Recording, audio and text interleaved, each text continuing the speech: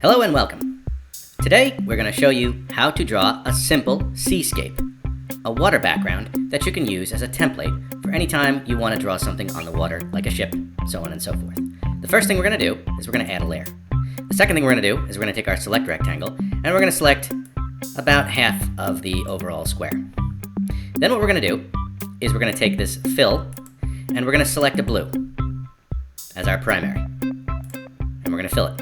Then we're going to select our paintbrush. We're going to bring the size of our paintbrush up to a pretty good amount. Like that's pretty good like that. Then we're going to select a whole bunch of different blues and we're going to kind of smear them around just like this. And we're going to put some light blue in there. Okay, some darker blue. We need all these different shades of blue in here. You can also use the slider if you'd like, but it's probably easier just to do it this way. Then we're going to go to Effects and we're going to go to Distort. We're going to go to Dents, and we're going to dent this. Okay, right now I've got about 111 on my scale, about 32 on my refraction, roughness is about 12, tension's about 3. That's pretty good. I'm going to hit OK. Then I'm going to go to Blurs, and I'm going to select Gaussian Blur. And now I'm going to blur these things together, just like that. Okay, it's about a 39 on the blur. I'm going to hit OK. Then I'm going to take this and I'm going to duplicate this layer. Layer 2, Layer 2. So I've got 3 Layer 2s. Now I'm going to take the top Layer 2 and I'm going to come down here and hit Merge Layer Down. Hit it twice and now I've got a strong layer here. No transparency. The next thing I'm going to do is I'm going to add a new layer and I'm going to go to my primary color. I'm going to select this dark blue is what I have for the primary. I'm going to bring the opacity down to almost very little, about 50, 56 is what I have right now. I'm going to go up here, I'm going to select secondary. Now I'm dealing with this light blue color.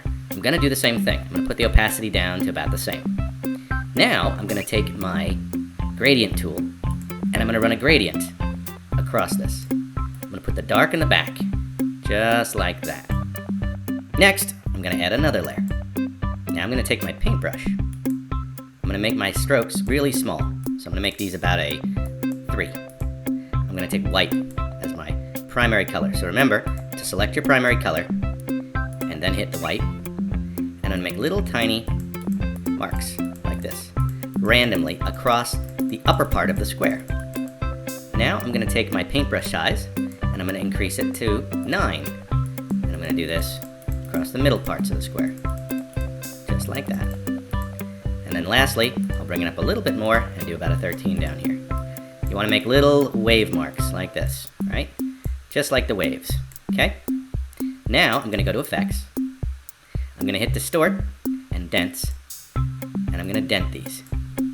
Now I can use that same setting, 111, 32, 12, 3, and 2. That looks okay to me. I'm going to hit OK. Then I'm going to go to Effects, and I'm going to blur using a Gaussian blur.